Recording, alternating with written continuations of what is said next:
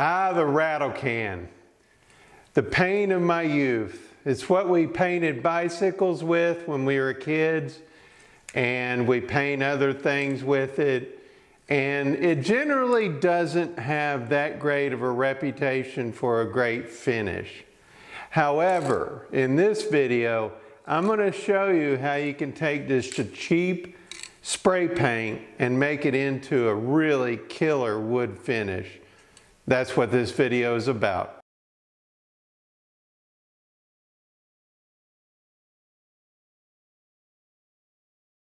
This is one of my most favorite finishes out there. I've used it on furniture, I've used it on high-end art frames for galleries, and it is so simple to do, and it's relatively hard to mess up. So it's almost foolproof finish and gives you a beautiful black or any other color finish that you want to have. So how do you do it? You take your raw wood project like I have here. I'm just using a piece of trim for demonstration, but you can do a piece of furniture, you can do picture frame, whatever. It goes good with a lot of different things.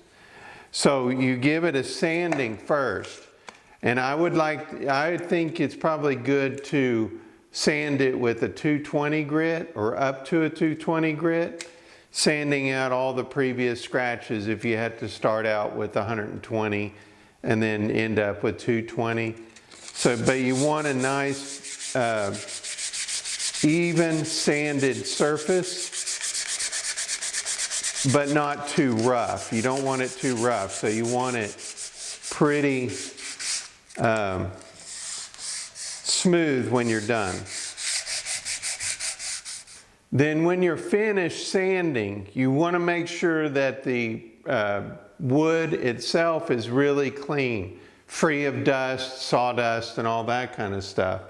I generally like to use compressed air for that, but you can use a vacuum, you can use a brush, whatever, and you can even use a tack rag. Tack rags are just sticky cheesecloth that doesn't stick to the surface, but all the dust can stick to it. So just give it a dusting to make sure the surface is clean. Then all you do, and this is just cheap spray paint from either Lowe's or Home Depot, one of the big box stores. It's just some I had laying around. This is flat black. I've used this with semi-gloss black, and in fact my old semi-gloss can here, I was trying to use it, but it clogged up, so I can't use it anymore. So I went and got the flat black, and I've never done it with flat black before, but it's, like I said, this is a pretty foolproof method, so it doesn't really matter whether it's semi-gloss, gloss, or flat. It all kind of ends up the same, and you'll see. So you just give it a good coat.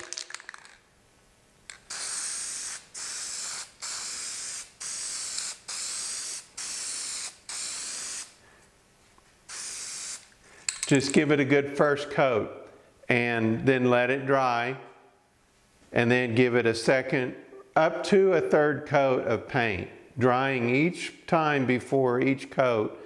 I let it dry overnight, and then let it dry overnight some more until it's not tacky, and then you'll be ready to do the rest of the finish. So I have some other samples that I worked on. Get this out of the way. So once you put on 2 or 3 coats of the spray paint and you let it thoroughly dry overnight, you want it thoroughly dry, because the next step, we're going to take this paste finishing wax, which it's sold in the big box stores. It's generally used for wood flooring, but it's really good as a wood finish, and it also keeps like forms that you're gluing up wood on. It keeps the glue from sticking to the form. Really handy stuff to have around your shop.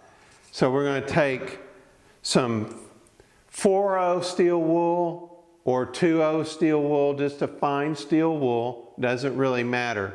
4/0 is probably best because it won't be so aggressive and eat through your finish. What you're going to do is you're going to take and you're going to dip it in the finish wax and get it really thoroughly coated. And you're going to very gently start rubbing it onto the spray painted finish, the wood finish.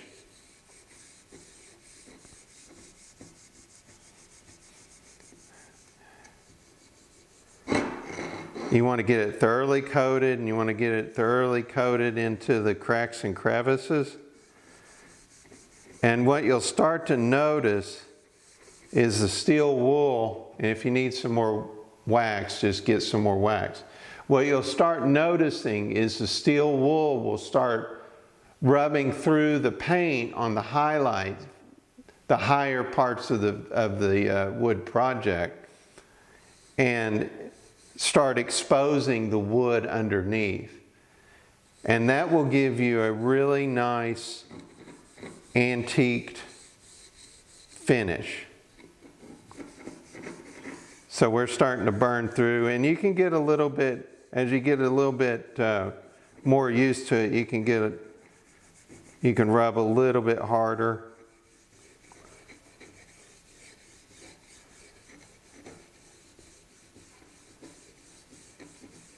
There we go. See, now it's starting to burn through.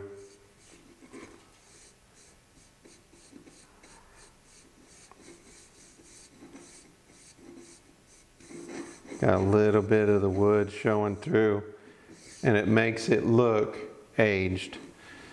Then what you'll do is you'll take a clean cloth. I have just a painter's cloth.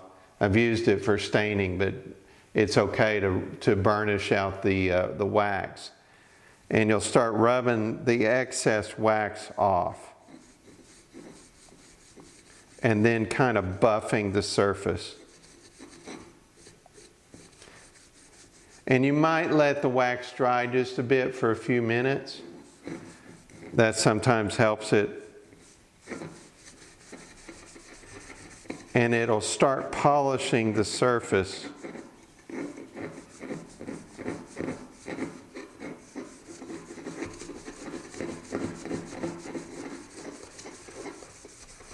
And giving you a really nice satin look.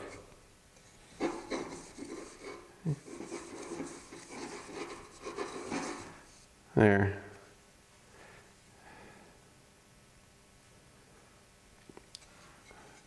And that's the finish.